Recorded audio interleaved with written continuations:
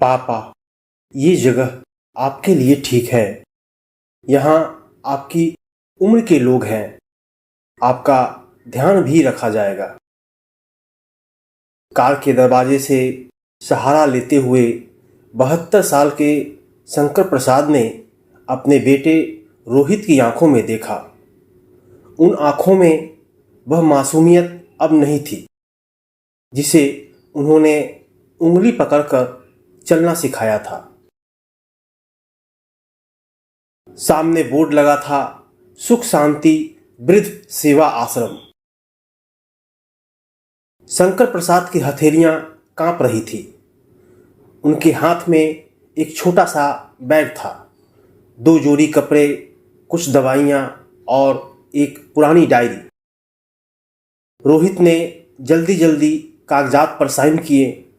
पीछे खड़ी उसकी पत्नी ने घड़ी की ओर देखा, जैसे कोई जरूरी काम छूट रहा हो। पापा, हम हर रविवार मिलने आएंगे। शंकर प्रसाद मुस्कुरा दिए। वही मुस्कान जो उन्होंने उस दिन भी दी थी जब रोहित ने पहली बार स्कूल जाने से मना किया था। लेकिन उस मुस्कान में आज दर्द छुपा था। रोहित ने मुड़कर कार स्टार्ट की। गाड़ी आगे बढ़ी और शंकर प्रसाद की आंखें उस धूल में खोती चली गई।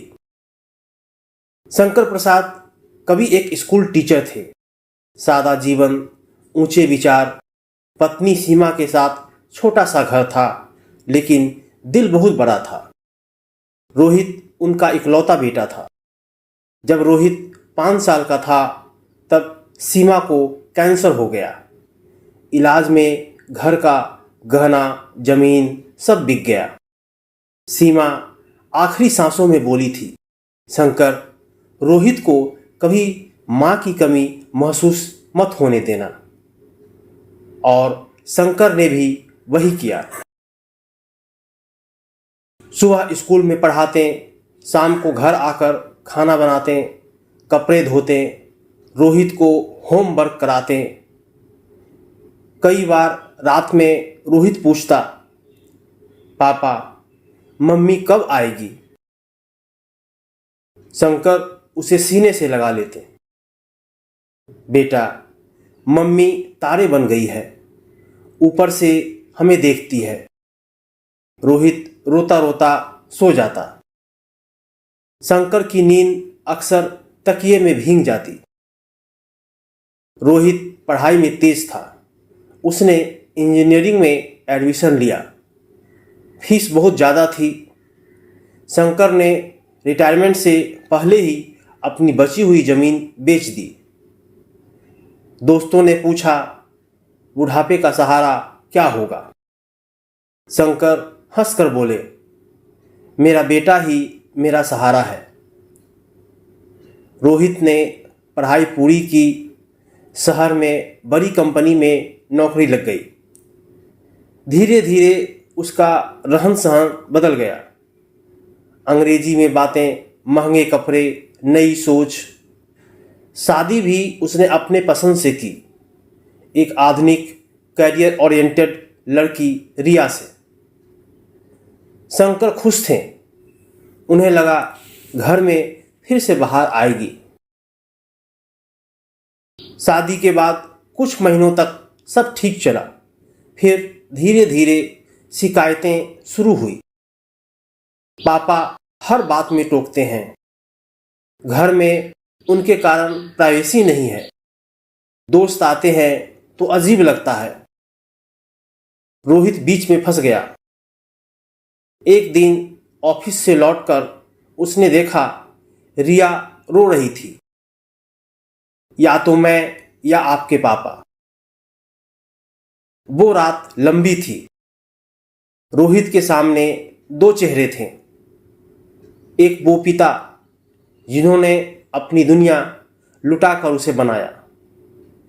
दूसरी पत्नी जिसके साथ उसने नया जीवन शुरू किया था। सुबह रोहित ने फैसला कर लिया, पापा, वहाँ आपकी अच्छी देखभाल होगी। शंकर कुछ नहीं बोले, बस इतना कहा, बेटा खुश रहना। और उस दिन से उनका नया जीवन शुरू हुआ। वृद्धा आश्रम की चार दीवारी में आश्रम में कई चेहरे थे। किसी को बेटा छोड़ गया था, किसी को बेटी। कोई हर रविवार मिलने आता, कोई सालों से इंतजार में था। शंकर सबको पढ़ना लिखना सिखाने लगे। बच्चों की तरह उन्हें कहानियाँ सुनाते। धीरे धीरे सब उन्हें मास्टर जी कहने लगे। लेकिन रात को जब सब सो जाते, शंकर अपनी डायरी खोलते। उसमें रोज लिखते, आज रोहित का जन्मदिन है, भगवान उसे खुश रखे। आज उसे बुखार होता तो मैं रात भर जागता। मैं ठीक हूँ, सच में। हर रविवार गेट की ओर देखते, कभी कोई नहीं आया। एक दिन शंकर के सीने में तेज दर्द हुआ। डॉक्टर ने कहा दिल कमजोर हो चुका है। शंकर ने आश्रम के मैनेजर से कहा, मुझे एक चिट्ठी लिखनी है, रोहित के नाम। उन्होंने कांपते हाथों से लिखा, प्रिय बेटा रोहित, जब तुम ये चिट्ठी पढ़ोगे शायद मैं तुम्हारे सामने न रहूं। मुझे तुमसे कोई शिकायत नहीं है। कभी अपने बच्चों को ये मत महसूस होने देना कि उसका पिता उसके लिए बोझ है। तुम्हारा पापा। चिट्ठी पोस्ट हो गई। रोहित ऑफिस में था जब डाक आई। लिफाफे पर कांपते अक्षर थे। उसने पढ़ना शुरू किया। हर शब्द जैसे दिल में उतरता गया। मुझे तुमसे कोई शिकायत नहीं है। उसकी आंखें भर आई। उसे याद आया बारिश की वो रात जब पापा भीगते हुए उसे अस्पताल ले गए थे। वो दिन जब पापा ने खुद पुराने जूते पहने लेकिन उसे नए दिलाए। वो रातें जब पापा ने भूखे रहकर उसे खिलाया। रोहित के हाथ कांपने लगे। मैंने क्या कर दिया। वो बिना कुछ कहे ऑफिस से निकला। कार सीधी वृद्धाश्रम की ओर भागी। दिल जोर से धड़क रहा था। पापा, पापा। गेट पर पहुंचते ही उसने पूछा, मास्टर जी कहाँ हैं? मैनेजर ने धीमी आवाज में कहा, आज सुबह उनका दिल रोहित के पैरों तले जमीन खिसक गई। उन्होंने आपकी बहुत बातें की। आखिरी वक्त में भी कहा, मेरा बेटा अच्छा है, वो जरूर आएगा। शंकर प्रसाद शांत पड़े थे। चेहरे पर वही मुस्कान। रोहित फूट फूट कर रो पड़ा। पापा, मुझे माफ कर दो। लेकिन अब जवाब देने वाला कोई नहीं था। अंतिम संस्कार के बाद रोहित ने बड़ा फैसला लिया। वो हर हफ्ते वृद्धा आश्रम जाने लगा। वहाँ बुजुर्गों के साथ बैठता, उनकी बातें सुनता। रिया भी बदली। उसने महसूस किया, घर दीवारों से नहीं, रिश्तों से बनता है। रोहित ने अपने घर का एक कमरा बुजुर्गों के लिए खोला। हर रविवार कोई न कोई बुजुर्ग उसके साथ खाना खाता। उसने ऑफिस में पेरेंट्स केयर लीव की पहल शुरू की।